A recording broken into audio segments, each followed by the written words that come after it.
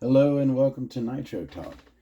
Thank you very much for joining me. If you're into nitro engines, vehicles, monster trucks like the Savage here, any support helps. Like, comment, subscribe, all that stuff. I really appreciate it. Thank you very much for joining me. If you remember, the last time we looked at the Savage, we were having transmission issues. In the last couple videos, we rebuilt the transmission. Originally it had been stuck in second gear. I wasn't getting first gear. Went to mess with it, turned the wrong part out too far, the adjustment screw, and ended up having to rebuild the tranny. And then we redid the clutch. I wasn't getting any wheelies, which I tell you what, that's the whole, my opinion, that's kind of one of the points of having a nitro monster truck. You want to do jumps, right? You want to jump over stuff. You want to use that soft, supple suspension. And you want some wheelies. I want some wheelies. When I am running a nitro monster truck, I want to see that thing on two wheels. And I wasn't getting it. Partially, the stuck in second, that'll do it. But then also, when we took this LRP ZR30 apart, we noticed that they had replaced the engine. Okay, this is Savage 21. This is the first version of the Savage, the one with the wheel nuts reversed on one side. And it had these bone stock HPI Savage 2-shoe clutch kit on it. The one that came on the stock engine. They threw in the LRP ZR30, one of the best nitro monster truck engines, hands down. Threw that in, but retained the 2-shoe clutch kit. So when I saw that, I said, we're not going to do that. And I put on a bone stock 3-shoe clutch kit, essentially the kit that came stock on the Savage 25, the next Savage in line, with the 3-shoe. And we put on a brand new HPI Savage, right? We saw the package, spring and shoe kit for that 3-shoe clutch. And I was thinking, if it's made for the Savage, it should be a proper clutch, spring, and shoe kit if it was made for the Savage, right? It should be just right for it, right? That's what I was hoping. That's what I was thinking. So we redid the tranny, we redid the clutch, and we needed to do some testing. I threw this pipe on, this Team Losi Sport pipe. I don't remember exactly which. This came off of a Losi Nitro monster truck, LST Aftershock Muggy, probably not Muggy, I don't know, something. But just really for testing this pipe. So today we're going to be swapping this pipe. You know what? We need the results of the testing, right? Is the tranny working? How's that clutch? I took her out the other day, shook her down, and I have the answers to those questions. Take a look at this video, and I will be right back. All right, so the first issue that I see, and if you remember, I put on here a stock HPI Savage replacement clutch, shoe, and spring set. So they were, meant for this vehicle stock. But for me, if you see, let me just give it a touch of gas. See how it's already moving? Not even, that clutch to me is way too loose. As soon as you give it any bit of gas, it's moving. So that clutch is certainly way too loose. Now that could be why we're not getting our wheelies, because to get a good wheelie, that engine needs to spool up before the clutch engages, and it is certainly not doing that.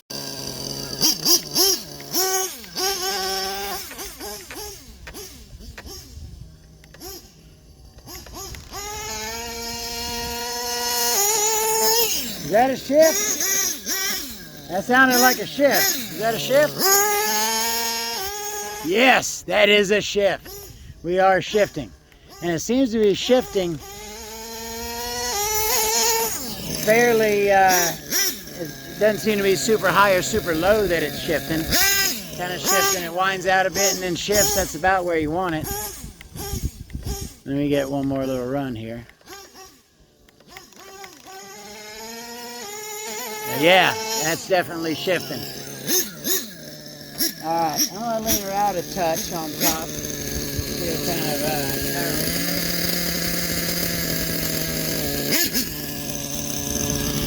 a little bit on top.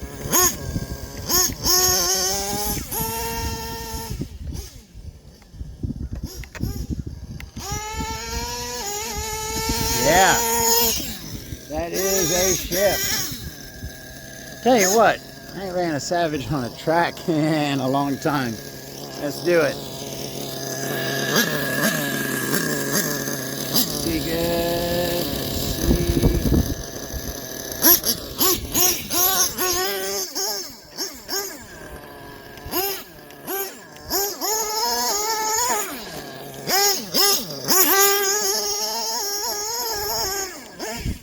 Yeah. Jumping right on over. Oh, yeah.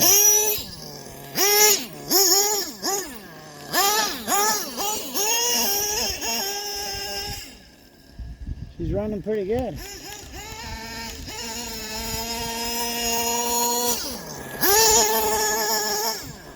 I want to get the jump. Let's see if I can do it. The main jump over here. Let's see if I can get it with the Savage. Let's get framed up here. All right, can we see the jump? Back up a bit. There we go. All right, let's see what the Savage can do. Ah.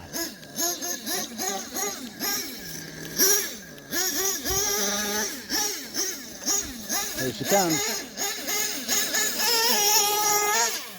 Oh, almost made it. Let me come back around and get one more. See if I can get all the way across it.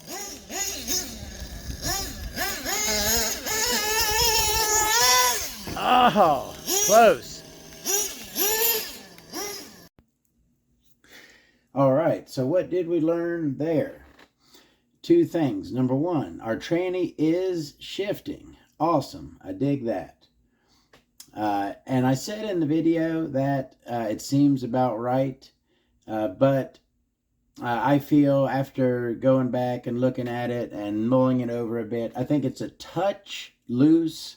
It's shifting a bit early. I would like it to wind out first a little more before going into second. So let's go ahead and see if we can adjust that. So, like I said, I think it's shifting a bit early. So to make a 2-speed transmission shift later, you want the spring to be tighter, which means you want to righty-tighty and not lefty-loosey with your 2mm hex driver is what we use to adjust the transmission on the Savage. I am going to turn it clockwise, maybe like a quarter turn or so. I haven't adjusted the transmission in a while. I don't really know how much you have to turn to get some change. So we'll just we'll give it about a quarter turn and see what that does. So I've taken off the access cap, and it's always good to have a flashlight when you're trying to do this. I keep my little mini mag here in my pit bag. So let me try to get to where I'm going, and then I'll bring it over and show. So there's you have to spin the spur till you come to there's a cut in the piece. So once the cut comes to the window, it kind of opens up and you can see inside. Now, what do I got to do? Turn the wheels, right? Turn the drive shaft.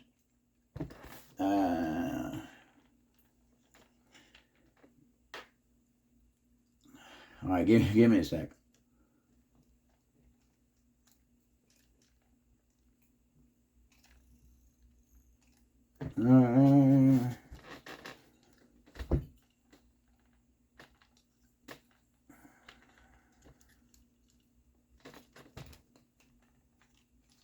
There we go.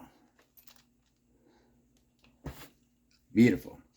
All right, so you move the spur gear, and that opens up the hole going back, and then you spin the drive shaft down here to get the inside, the actual clutch mechanism, to spin that around till you see the adjustment screw.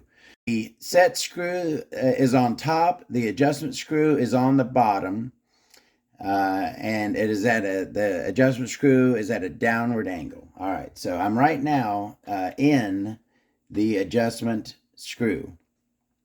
Like I said, I'm going to give it about a quarter of a turn tight.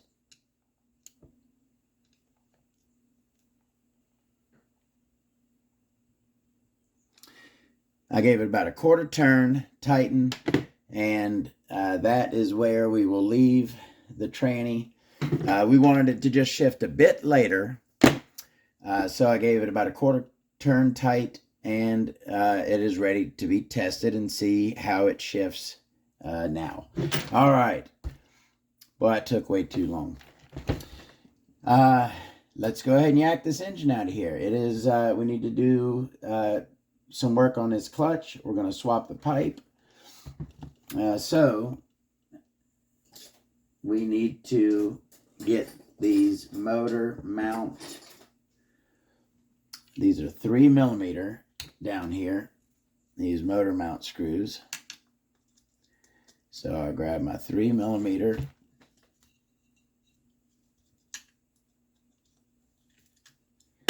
And I'm going to pull all 4 of these 3mm hex motor mount bolts out.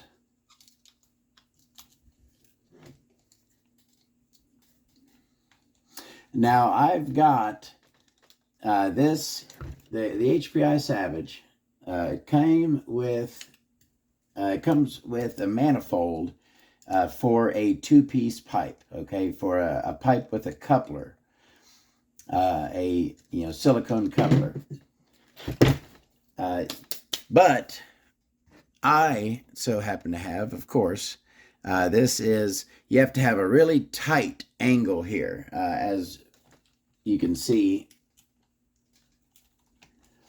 on the stock 2-piece style manifold. It has a very tight angle coming off of there. So that is a 1-piece style with springs to replace that 2-shoe style that comes stock. We're going to get this thing souped up. We got the transmission working. We're going to get some wheelies. I promise you that. We are going to wheelie. All right.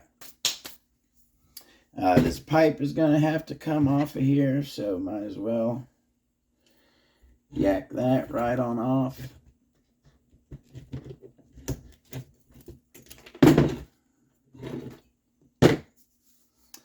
And should we cap it? We should try to cap it. When it comes to nitro engines, I never say stop the cap. I do not say that. That was a good one, right? All right. We are capped on the rear. We got a air filter on the front. That's fine. Let's go ahead and take a look at what is going on with our clutch. We got some good, our setup is good. We got our perfect amount of play. Our bearings are nice. It's just that our shoes, how are we framed up here? Are we looking okay? These shoes are just too loose. Come on now.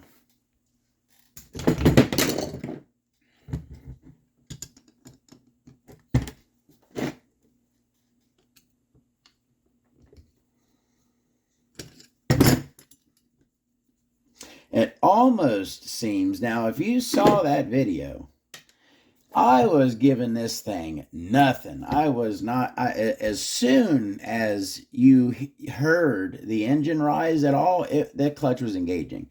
It's almost like it has a bad spring or something. I mean, it just was not.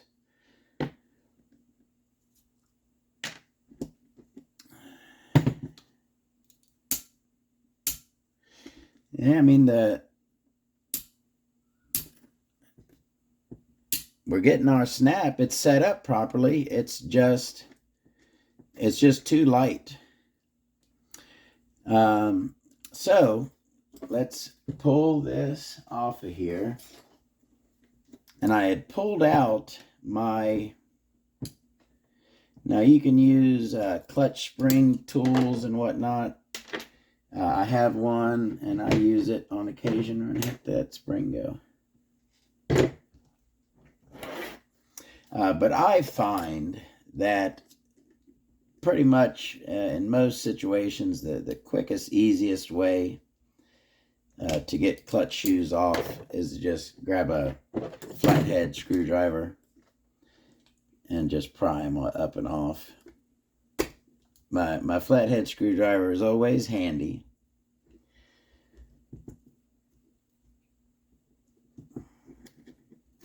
This last one's going to give me a hassle. There we go. My flathead screwdriver is always handy, and it brings them right on off. All right, so we have our flywheel and everything else. The setup is great, okay? Our mesh is perfect. Everything else is great, just those shoes are too light.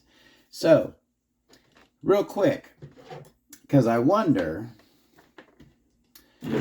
now it just so happens, right, I don't know if they did this on purpose, but it just so happens that, and this is not universal, but in most applications, in most situations, a medium clutch spring is 1 millimeter. All right. Yeah, these are light. A medium clutch spring is 1 millimeter. So a light clutch spring is smaller than that, a 0.9 millimeter. A heavy clutch spring is thicker than that, a 1.1 millimeter. Okay. It's not exact. Not everyone labels those that, but a lot of companies, that's what they go by. 1 millimeter is medium, 0.9 is soft, 1.1 millimeter is heavy. So I kind of wonder, and these look pretty small. I wonder if these are 0.9s or even, let's take a look and see what these are. These are 0.8s. 0.8 millimeter clutch springs. Those are pretty soft. I was looking through my clutch bin over here, and I found some 1.1s here, and you can see the difference. Let me see if we can get a zoom properly in there. You can see the size difference and thickness of those two springs right there. Oh. So I've got some heavy clutch springs here, all right, a 3-piece set. And I was also thinking, right, because not only do I want this thing to spool up before it engages, but I would like, we're a Savage, right? We want strong, manly wheelies, right? I was thinking about throwing some aluminum shoes on there as well, for a little bit of extra bite, all right, to bite her up. So I got a couple sets of aluminum clutch shoes here. I mean, I've got 30 sets in here, but these are a couple brand new sets, a little bit different shape. I'll give you a profile on each of those. We got one of those and one of those. Now these are much more similar to the stock ones, right? Got a very similar profile to the stock composites. I almost want to, because that clutch bell, I almost kind of want to use these thinner ones they might have a little bit more throw out. Let me just kind of eyeball here. Now these red ones certainly have more surface area that's going to contact. Those are basically the surface areas there and there. But I know that these are super cheap. These are a very cheap Chinese shoe, whereas I'm pretty sure these are a more high quality aluminum shoe. So the quandary, right? Where do we go? You know what? Let me see.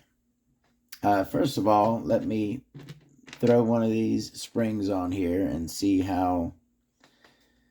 if these will even go on here properly.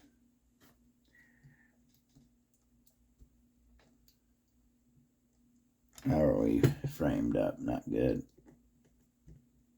All right.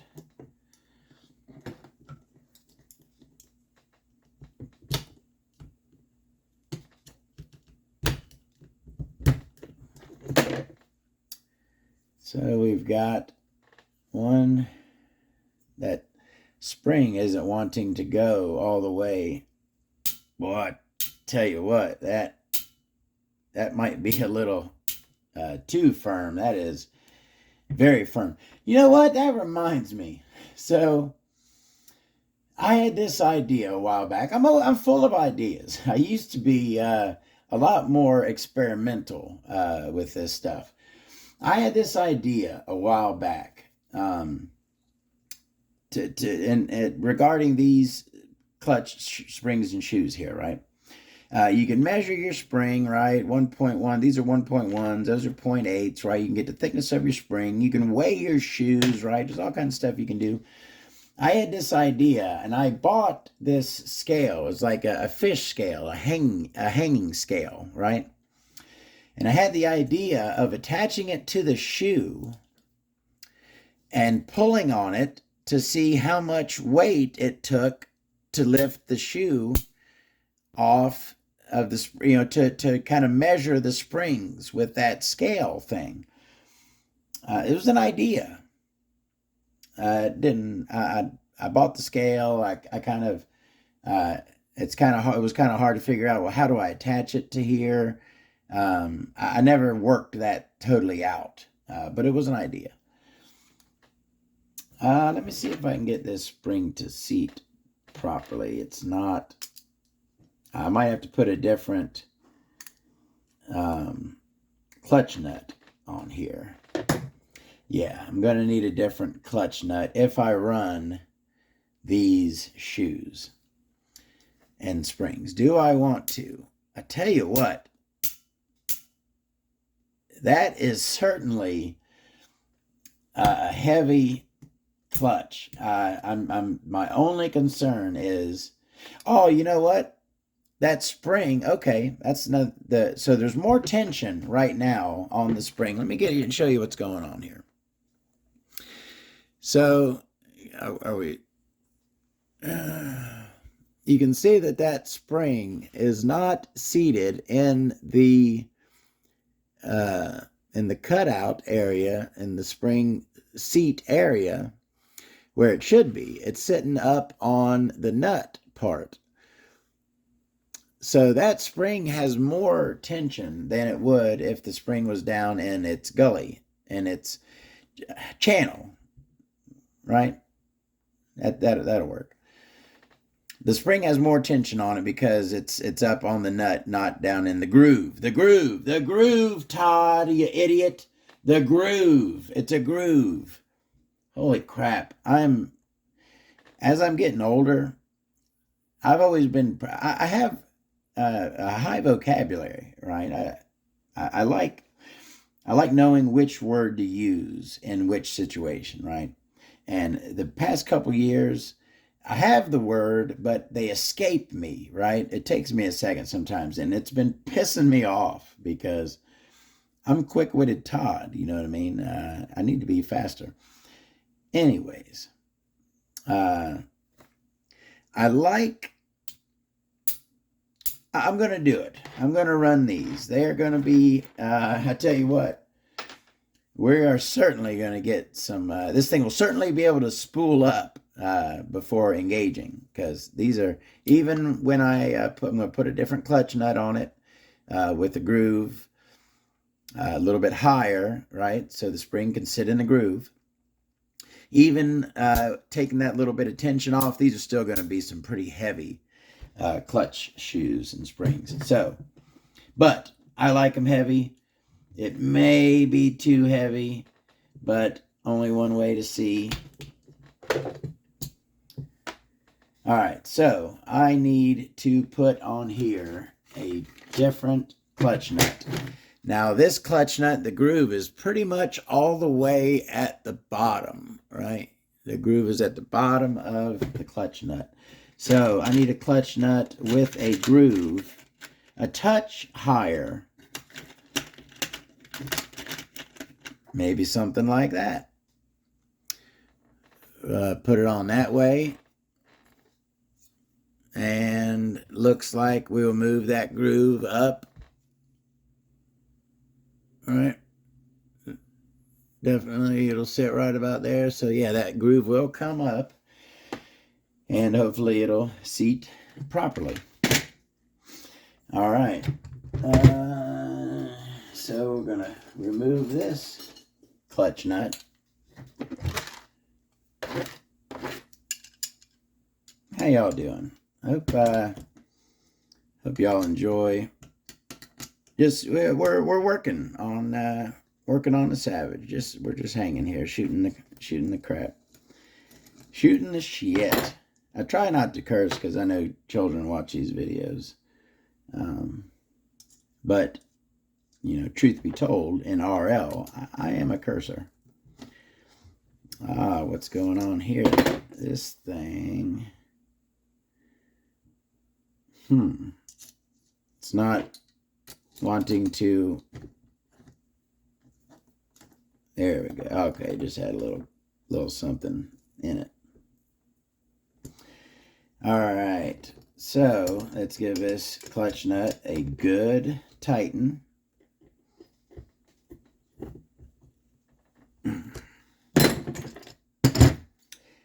Always after tightening your clutch nut, make sure that nothing's binding up.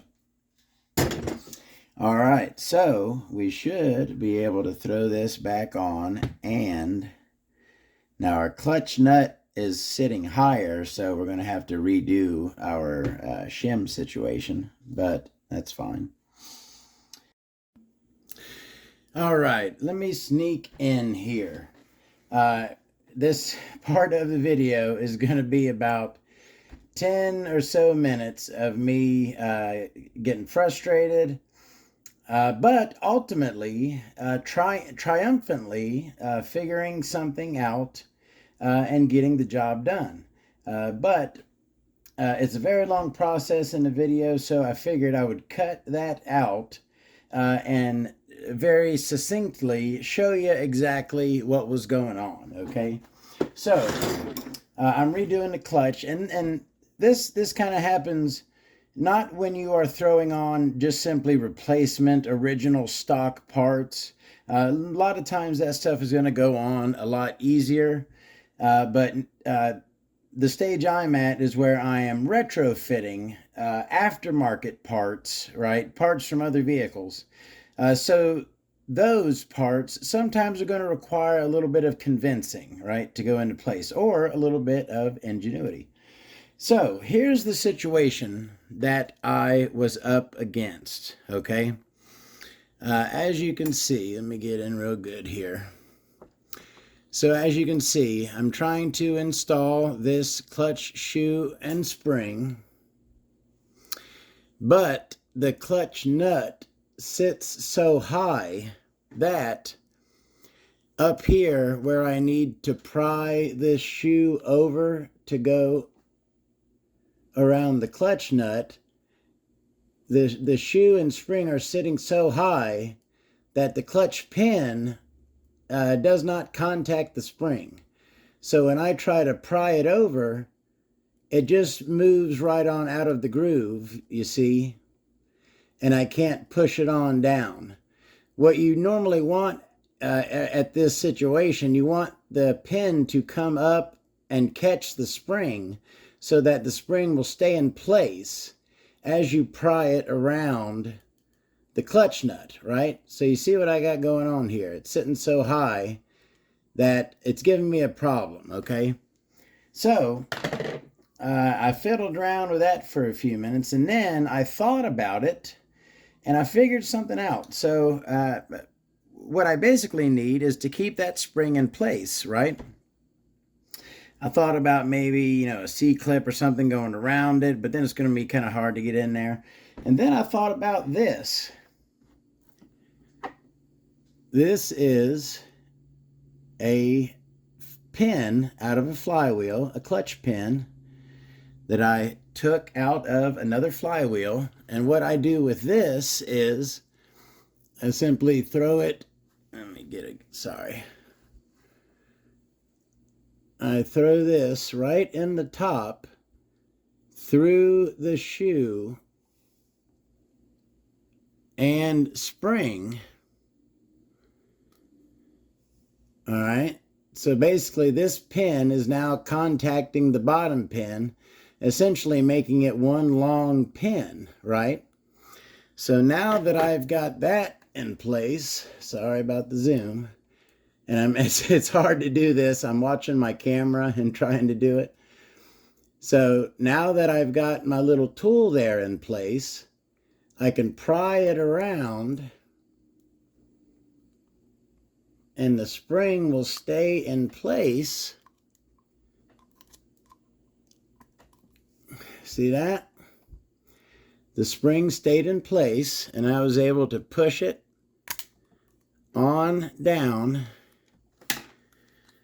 and into position. And actually, okay, because of the bottom. But so you see that I was able to get it installed and in the groove using, that's going to be now a clutch installation tool for me, a clutch pin removed from a flywheel. And that right there allowed me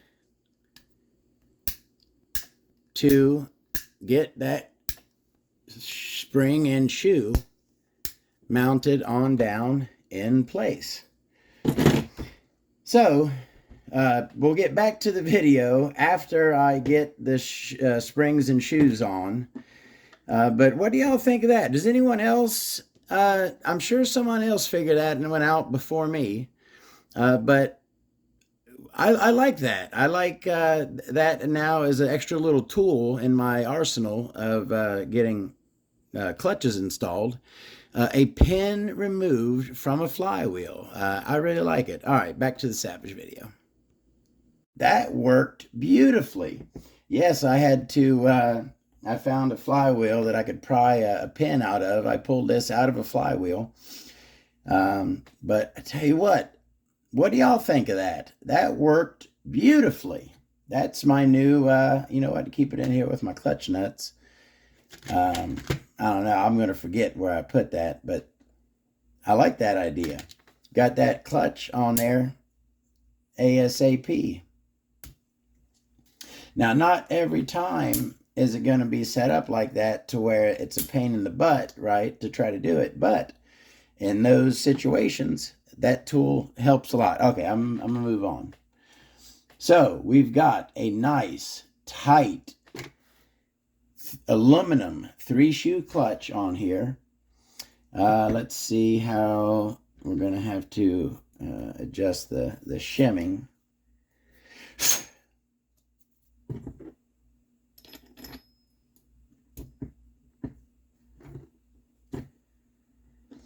We're lovely there. And it looks like maybe just, we're certainly not using everything that we had before. We're not doing that. We'll do that. And that. And it looks like maybe one more thin clutch shim. About like yay. And I think that we will be beautiful.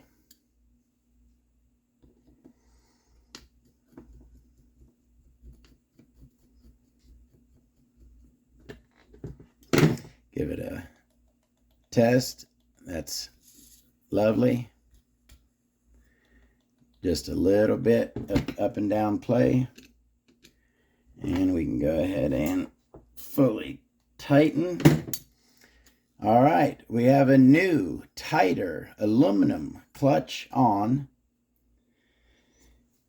So, what's our next step? My engine cap don't want to stay on. So we got rid of that. And what are we putting on, right? I said we were going to discuss it. We're going classic, ladies and gentlemen. We're doing a LRP ZR30X, and we are going to throw on it the most classic pipe, maybe, who could say? The Jammin' jp3, an all-around legend and classic pipe. Is said to work great with pretty much any big block engine. Now, the thing is, this pipe is certainly not made for a Savage. This is made for a buggy. It's set up with the nipple. So, it's not going to, this is going to be on the body side, right? That's never stopped me before. I've ran all kinds of pipes on Savages. You want the nipple to be over on this side because that's the way a Savage is set up, but we'll make do. It'll be fine. We'll get her going. All right, so we need to use our Savage header, not our buggy header. So let's go ahead and pull these springs off of here.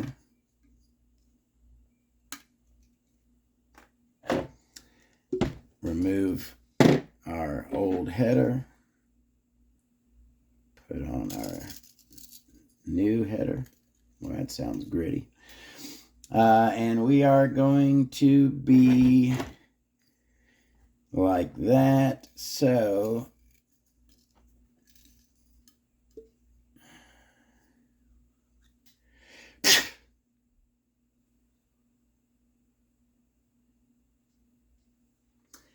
you know what?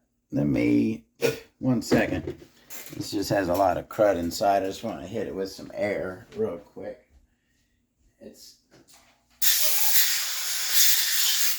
going away from the engine, not towards it, but still, I don't like crud anywhere near our engines. All right. So it's going to be sitting approximately there. We want the stinger to be facing downward. So where are the holes? Is it going to be that? Nope.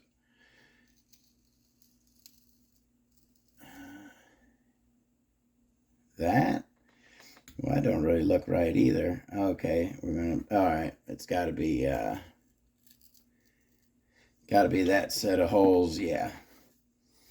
All right, so let's go ahead and reattach our springs. Sorry, am I out of view? Let's reattach our springs.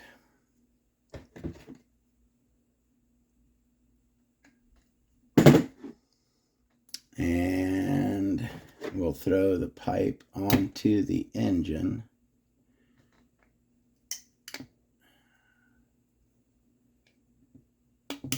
There we go.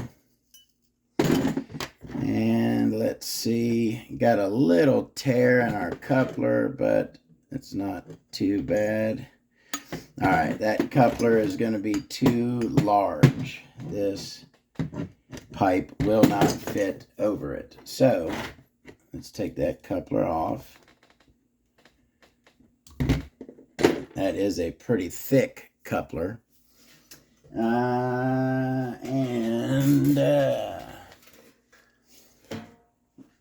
I've got some couplers right here. We're going to need a pretty thin one, which looks like, let me give this one a shot.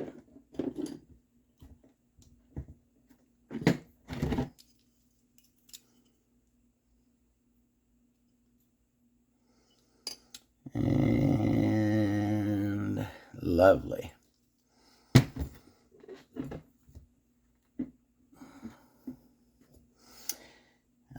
And now, yeah, this isn't going to line up beautifully, this pipe, because, you know, again, this is a buggy pipe. It's not set up for the Savage.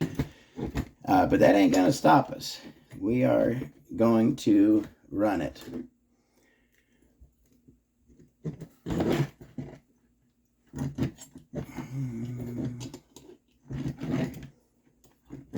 me see.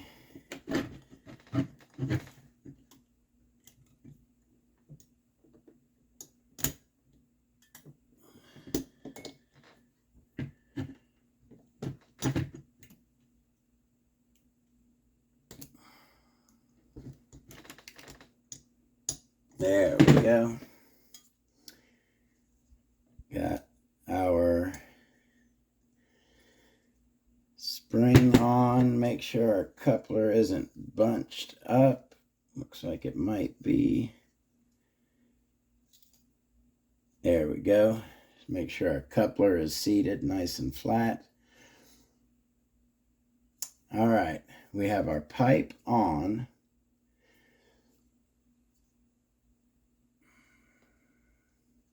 Yeah, the coupler was bugging me. Yeah, it's good. All right, we got our jp3 pipe on. We've got our aluminum 3-shoe clutch on. Keep these together. That was up. You might put that back in the package from HPI. Let me move some tools here. Put these 3 clutch shoes back. All right, we need our 3mm engine mount bolts. We got those there. All right. We did everything, right? Yeah, we should be good to go. We've got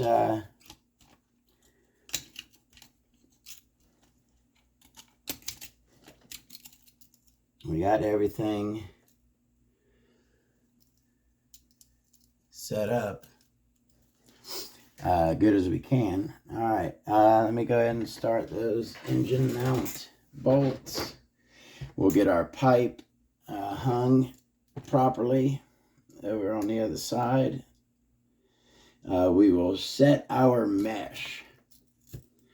You know, I've set mesh plenty of times in videos, but I don't think I've ever done a specific dedicated video dedicated to setting gear mesh. Setting gear mesh is very important in Nitro. The life of your clutch bell and spur gear depend on proper gear mesh. And you certainly do not want to be burning through those parts. All right. Right there. That's 3. And last one, number 4. All right, so I'm going to put them all in touching is what I call it. Not tight at all, but just to where I can still move the engine, but they're not loose. So let me see.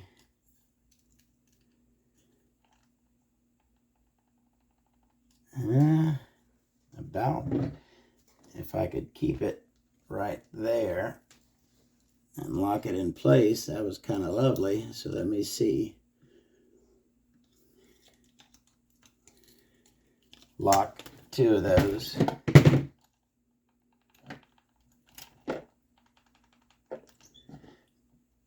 Yeah, see, that's why you always check your gear mesh. You don't, so let's say I check this gear mesh and I get a little, you hear that tick? I got a little tick, right? So, okay, I'm beautiful, right? I got my tick. No, you got to roll it around and check it in multiple places. Because right here, no tick. It is laying against it. So, it's going to need to be loosened up, moved away ever so slightly. Which one did I do?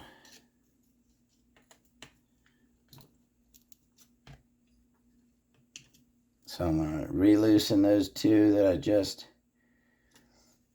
tightened, and I'm going to ever so slightly move it out and lock a couple in place again, and we'll give it a shot again. Got our tick. Oop, holding the brake. Got our tick. Got our tick. Got it.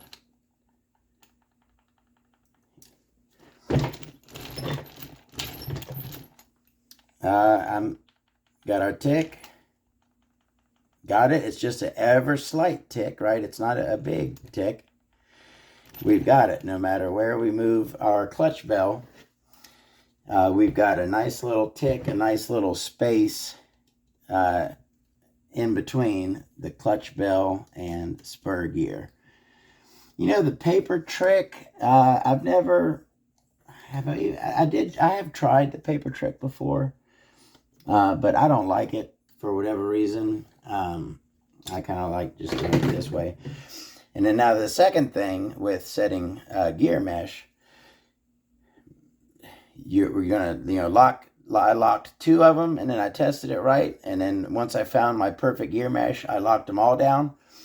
After I lock them all down, I'm going to go back and check it again. You make sure, because locking those 2 in can, tilt something, and it might mess up your gear mesh. So now that I have all 4 bolts totally locked down, I'm going to give it one final check.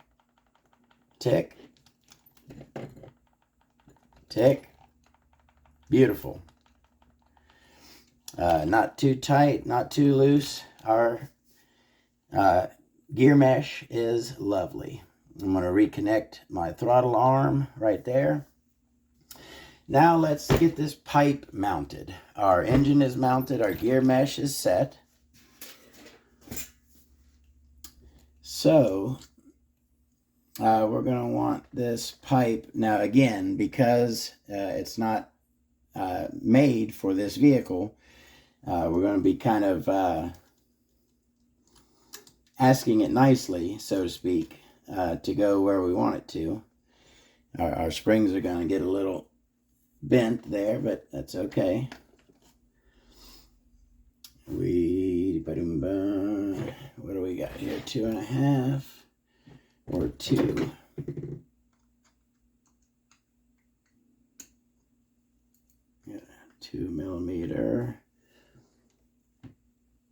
tighten that onto our mount. So we are nice and solidly mounted. You know what? Need to let her forward a touch, because we were kind of cockeyed back on our manifold because it was being pushed too far back. So I'm going to push it forward a little bit, relock it back in place, and now our manifold's sitting nice and square. All right, our pipe is mounted, and as you see, yeah, it's not the optimal spot to get at our nipple there, but we can get at it. That's no biggie. All right, where's those lines?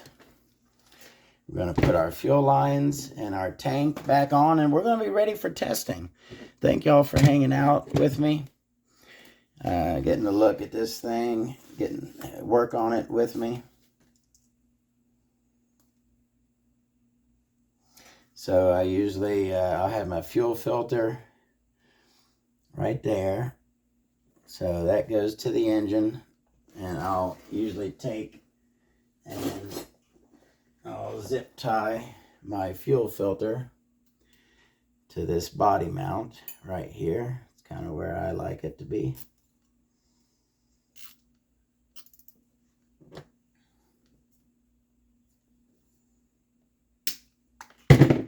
All right, and this is going to go to the bottom of our tank. Oh, you know what? Yep, I jumped ahead. So I don't want to use this piece. This piece is the piece. It's going to go through this into this filter here. So that's the bottom of the tank to the filter to the carburetor, right? And we can then sit that right in place. We can now put that back when we get a sec. And for our pressure line, might need a longer piece. Let's see. We can get it right on there, no problem. And will it come straight on through? Perfect. No problem. Actually, you know what? Let me use that.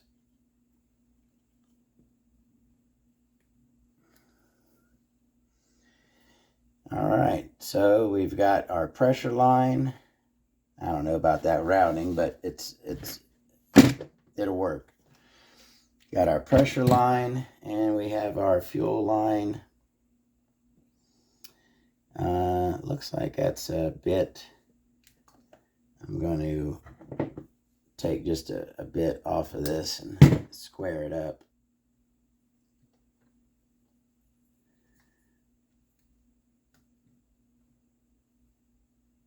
There we go.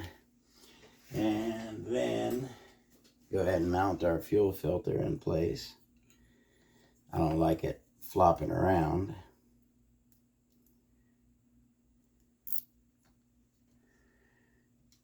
Fuel filter goes right there.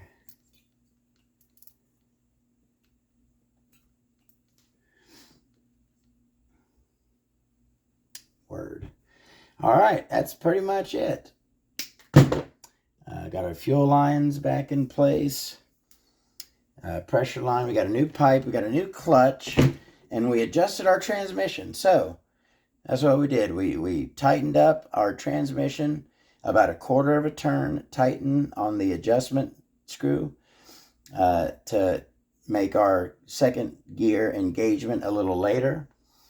We replaced our clutch. We invented a new tool to help us install clutches, which is simply a clutch pin. We put a jp3 pipe on here, one-piece coupler, she is ready for testing, and I'm hoping that what I want to see is it winding out nicely before it hits second, and I want to see this thing go whoop-a-pow with some wheelies is what I want to see. See y'all in the next video. Have a great day. We're going to check this thing out.